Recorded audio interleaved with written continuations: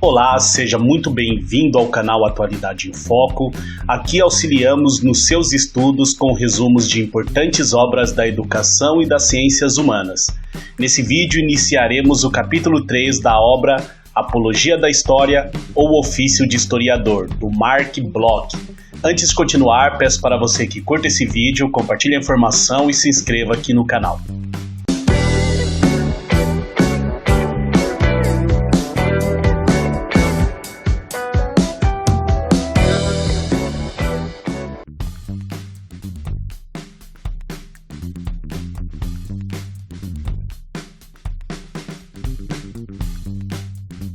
Há muito tempo estamos alertados no sentido de não aceitar cegamente todos os testemunhos históricos. Uma experiência quase tão velha como a humanidade nos ensinou que mais de um texto se diz de outra providência do que de fato é. Nem todos os relatos são verídicos, e os vestígios materiais, eles também podem ser falsificados. Analisar criticamente os testemunhos e questionar as fontes é outra tarefa imprescindível ao trabalho do historiador. Isso permite ao pesquisador se desviar dos boatos e ir além do bom senso carregado de generalizações, sujeitos às visões pessoais e fechado para o surpreendente, o inesperado. Por isso, é de suma importância a dúvida levantada pelo historiador em relação aos testemunhos, exercendo assim uma função examinadora necessária para fundamentar a crítica ao documento. Por isso, a história deve se pautar na busca da realidade dos relatos na construção dos fatos, ao invés de uma mera transmissão ou contação. Para exemplificar, Bloch escreveu que, abre aspas, o jesuíta von Papenbroek, ao qual a leitura das vidas dos santos inspirara uma incoercível desconfiança em relação à herança da Alta Idade Média inteira, considerava falsos os diplomas merovingios preservados nos mosteiros. Não, responde Substância Mabilon. Existem incontestavelmente diplomas inteiramente forjados, remanejados ou interpolados.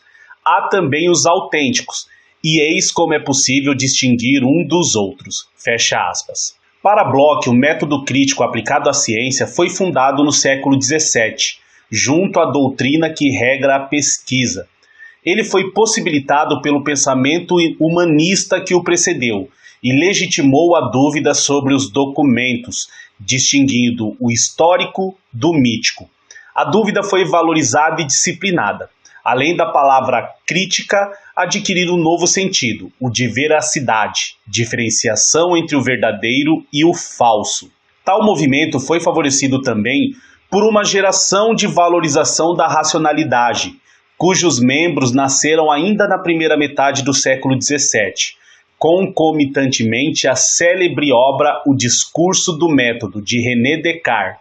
Bloch destaca que essa geração não era necessariamente cartesiano, mas ele explica que, abre aspas, para que uma filosofia impregne toda uma época, não é necessário nem que haja exatamente ao pé da letra, nem que a maioria dos espíritos sofra seus efeitos de outro modo que não por uma espécie de osmose, frequentemente semi-inconsciente.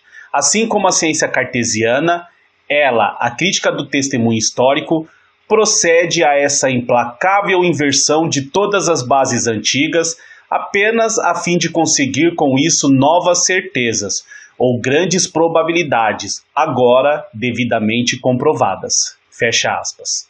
A partir de então, a dúvida é recebida como instrumento para alcançar o conhecimento, fixando as regras do método crítico. As gerações, no entanto, utilizaram do método de forma generalizada, estendendo suas aplicações a todos os campos.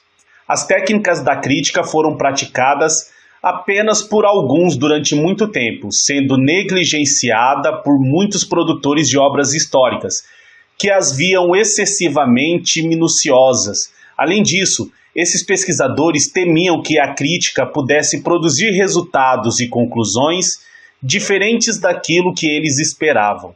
As técnicas da crítica também eram evitadas por atingirem fortemente os consagrados ensaios de interpretação, revelando neles a falta de veracidade, forçando uma renovação indesejável e obrigando a fuga da rotina acadêmica.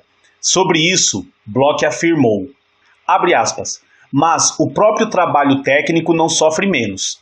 Não sendo mais guiado de cima, arrisca-se a se agarrar indefinidamente a problemas insignificantes ou mal formulados.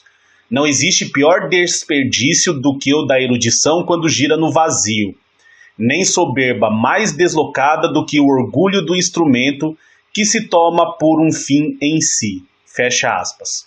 No século XIX, houve um esforço maior para a aplicação do método crítico, mas havia desafios, como a ausência de escolha racional sobre os pontos de aplicação da pesquisa, a mantendo difícil e sofrida para o pesquisador diante dos percalços do estudo do ser humano. Por isso, o método crítico não era plenamente exercido, com o estudo ainda sujeito aos manuais e a história pautada nos métodos tradicionais, produzindo um estudo ausente de seriedade. Bloch destaca então a presença de duas histórias, uma para o historiador erudito e outra para o leigo, trazendo a necessidade editorial de simplificar a escrita para apreciação do público. Mesmo assim, as demandas próprias do método crítico e científico são inegociáveis. O autor deixa isso claro ao escrever que, abre aspas, fora dos livres jogos da fantasia, uma afirmação não tem o direito de ser produzida senão sob as condições de poder ser verificada. E cabe ao historiador, no caso de usar um documento, indicar o mais brevemente sua proveniência, ou seja, o meio de encontrá-lo equivale, sem mais, a se submeter a uma regra universal de probidade. Fecha aspas. A validade das regras críticas é dada pela submissão dos documentos à verificação, dando aos testemunhos aquilo que lhes falta para conferir veracidade. Além disso, identificar os materiais em suas respectivas épocas e rastrear o caminho da fonte até a chegada em suas mãos é essencial para dar credibilidade ao trabalho do pesquisador. Bloch resumiu esse tema da seguinte forma, abre aspas, o historiador não se tornou certamente crédulo.